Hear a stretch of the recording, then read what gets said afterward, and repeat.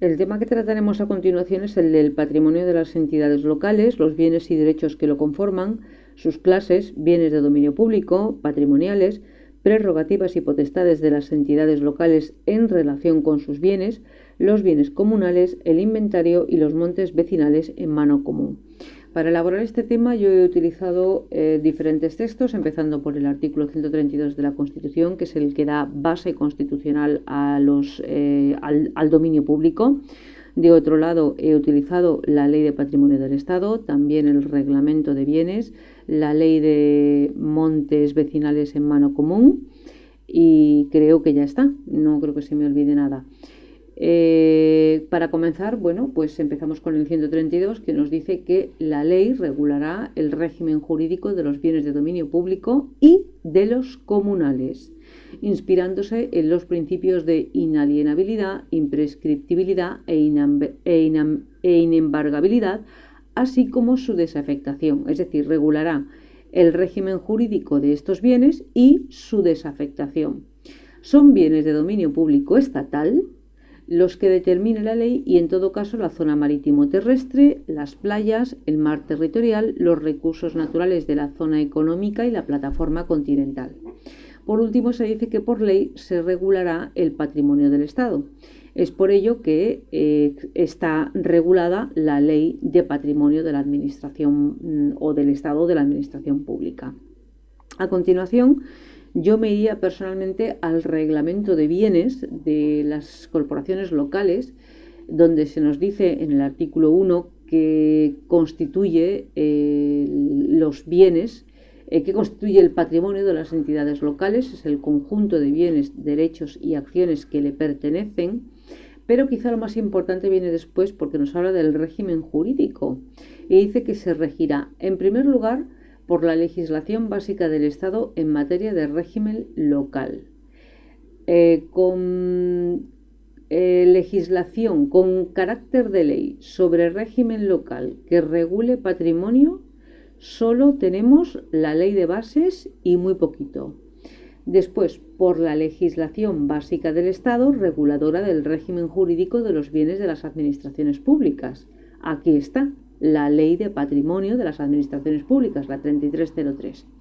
Después, por la legislación que en el ámbito de sus competencias dicten las comunidades autónomas, esto ya aquí no entramos.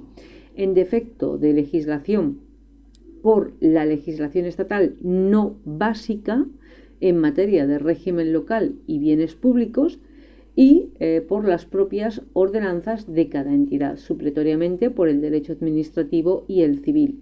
Respecto de este reglamento, ¿dónde entraría dentro de este listado? Pues yo lo metería entre la legislación no estatal y las ordenanzas, porque se trata de un reglamento, no es una ley, y por ende no le podemos dar un criterio superior jerárquicamente a ningún tipo de legislación. Recordad lo dispuesto en el artículo 128.2, creo recordar, de la ley 3915. Bien, entonces una vez que hemos determinado que, no obstante, tenemos el reglamento de bienes de las entidades locales, hemos de acudir a la ley de patrimonio, pues nos vamos entonces a la ley de patrimonio. La tenemos aquí. En el artículo 3 se habla del concepto, es el conjunto de bienes y derechos, cualquiera que sea su naturaleza o título de adquisición, o aquel en virtud del que le hayan sido atribuidos, no entendiéndose incluidos el dinero, los valores, los créditos y los recursos financieros.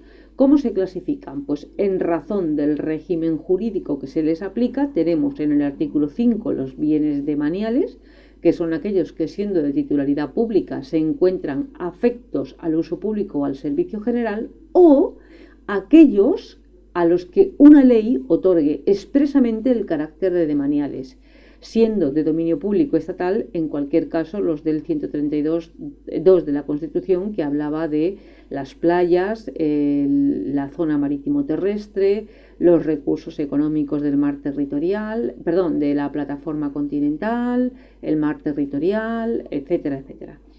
De otro lado, ya en el artículo 7 tenemos los bienes patrimoniales, que son los que siendo de titularidad de la administración pública, no tienen el carácter de demanial.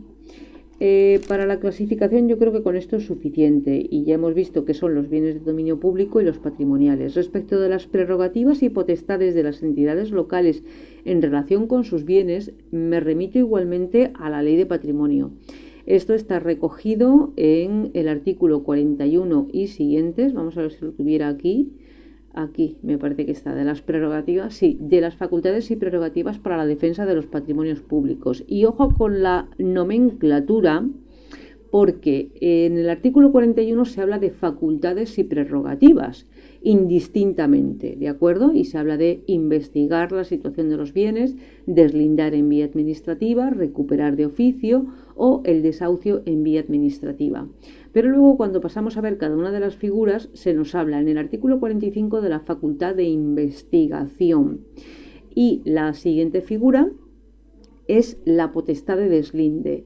Ya sabéis que una potestad no es una facultad, ¿vale? Y una potestad tampoco es una prerrogativa. La facultad es una posibilidad jurídica de hacer algo por derecho propio o recibido de otro. Una prerrogativa es un privilegio por el que se ostenta una posición singular ante el derecho, es decir, es un privilegio dentro de la relación jurídica, mientras que una potestad es un poder general de actuación conferido directamente por el ordenamiento jurídico y cuya titularidad viene atribuido directamente por ley. Que además no implica la existencia de otros sujetos obligados hasta que no se convierte en una potestad administrativa.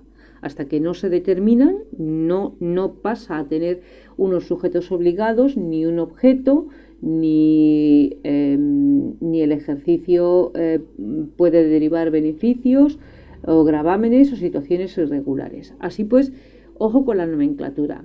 Empezamos con la facultad de investigación. Ya hemos dicho que una facultad es un poder, una posibilidad jurídica de hacer algo por derecho propio o recibido de otro, y se trata sencillamente de investigar la situación de bienes y derechos que presumiblemente forman parte del patrimonio a fin de determinar la titularidad de los mismos cuando ésta no conste de modo cierto. Entonces lo que se hacen son unas diligencias de investigación. Si finalmente resultará un bien perteneciente al patrimonio de la corporación local, es obligatorio, en primer término, la inscripción en el inventario, que lo veremos después, y la inscripción en el registro de la propiedad. El 50 nos habla de la potestad de deslinde, y ojo, porque una potestad y una prerrogativa ya hemos visto que no es lo mismo. Así pues, las administraciones públicas podrán deslindar los bienes inmuebles de su patrimonio de otros pertenecientes a terceros cuando los límites sean imprecisos o cuando existan indicios de usurpación. Importante, no podrá instarse procedimiento judicial con igual pretensión mientras esté en vía administrativa el procedimiento de deslinde o la potestad, mejor dicho, de deslinde administrativa. Y con esto se está refiriendo, entre otros procedimientos civiles, a las tercerías, ¿de acuerdo? No se pueden iniciar tercerías cuando se esté realizando un procedimiento de deslinde administrativo en virtud de la potestad de deslinde que tiene la administración pública, en este caso la corporación. El acuerdo de iniciación dice que se comunicará al registro de la propiedad a fin de que por medio de nota marginal la inscripción de dominio se tome razón de la incoación de este procedimiento, y además se publicará en el boletín oficial de cara a de cara a poder desplegar efectos jurídicos. La resolución por la que se apruebe el deslinde se dictará previo informe de la Abogacía del Estado, deberá notificarse a los afectados y se publicará en la forma prevista en el apartado anterior. Por último, se procederá al amojonamiento y, como hemos dicho antes, a la inscripción en el registro de la propiedad y, ahora lo digo yo, a la inscripción en el registro de bienes, en el inventario, de bienes. De la recuperación de la posesión de los bienes del derecho y derechos del patrimonio. El artículo 55 es la potestad de recuperación posesoria. Fundamental, otra potestad. Las administraciones públicas podrán recuperar por sí mismas la posesión indebidamente perdida sobre bienes y derechos de su patrimonio por aquellos que estén ocupándolas sin título que les ampare. Esta es la diferencia con el desahucio administrativo. Y otra peculiaridad, que es la que fundamentalmente marca a esta figura, es que para expulsar a los ocupantes no se requiere el concurso de los órganos judiciales, se hace directamente por la administración pública en virtud de la ejecución forzosa de la resolución administrativa en este sentido. Si se trata de bienes demaniales, como son imprescriptibles, esta potestad de recuperación posesoria se puede ejercer en cualquier tiempo, y si se trata de patrimoniales, la recuperación, el procedimiento en vía administrativa se puede ejercer durante el primer año y a partir de aquí habrá que acudir a la jurisdicción civil. Por último, tenemos la potestad de desahucio administrativa, que es la posibilidad o la potestad, mejor dicho, que tiene la administración pública para recuperar la posesión de los bienes demaniales cuando decaigan o desaparezca el título que amparaba la ocupación por parte de un tercero. También las condiciones o las circunstancias que legitimaban su ocupación por terceros. El ejercicio de la potestad de desahucio pues se hace, ya lo hemos visto, sin el concurso de los órganos judiciales. De otro lado, se habla en el tema del inventario. Esto lo tenemos en el artículo 32 de la propia Ley de Patrimonio, la obligación de formar inventario con todos los bienes y derechos que integran en el patrimonio, haciendo constar con el suficiente detalle las menciones necesarias para su identificación, las que resulten precisas para reflejar su situación jurídica, su destino o uso al que están siendo dedicados. También se habla de este inventario en el reglamento de bienes, en el artículo 17, donde se dice que las corporaciones locales están obligadas a formar un inventario de todos sus bienes y derechos, cualquiera que sea su naturaleza o forma de adquisición. También, con sujeción a las normas contenidas en esta sección, se formarán inventarios separados de aquellos bienes o derechos de entidades con personalidad propia y dependientes de la corporación, e igualmente también separados de los pertenecientes a establecimientos con personalidad propia e independiente si la legítima representación corresponde a las corporaciones locales. Respecto de los bienes comunales, lo tenemos en el artículo 94 de la propia ley, del reglamento de bienes de la entidad local.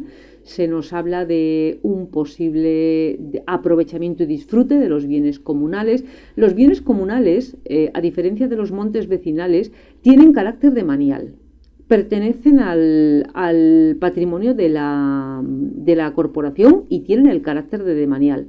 Solo que el aprovechamiento, se efectuará en régimen de explotación común o de cultivo colectivo, y solo cuando tal disfrute fuera impracticable, pues adoptará una de las siguientes fórmulas: aprovechamiento peculiar según costumbre o adjudicación por lotes o suertes.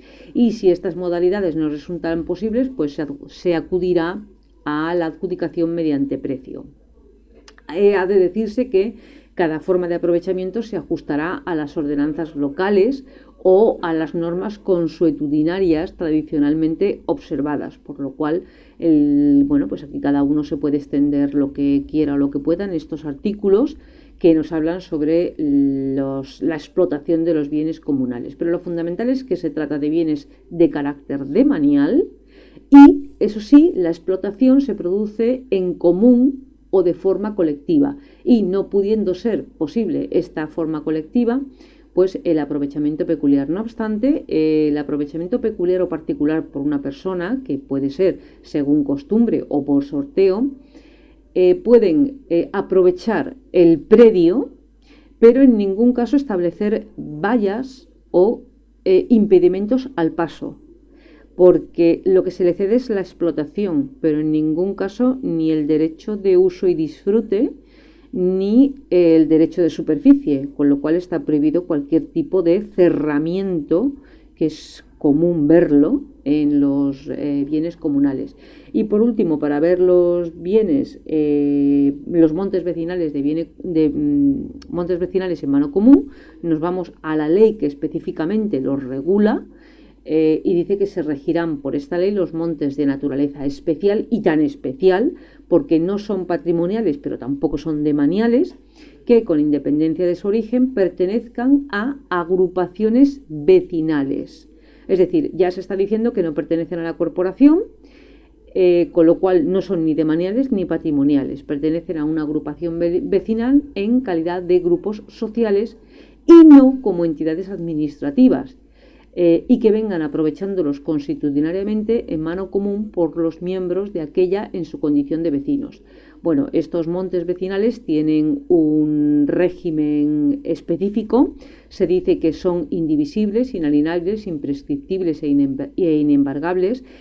No obstante, se permiten ciertas figuras jurídicas como la permuta o como la cesión temporal, o determinadas figuras jurídicas que no son propiamente de los demaniales ni tampoco de los patrimoniales. Y aquí lo mismo, pues el que quiera puede extenderse. Yo destacaría de estos montes vecinales que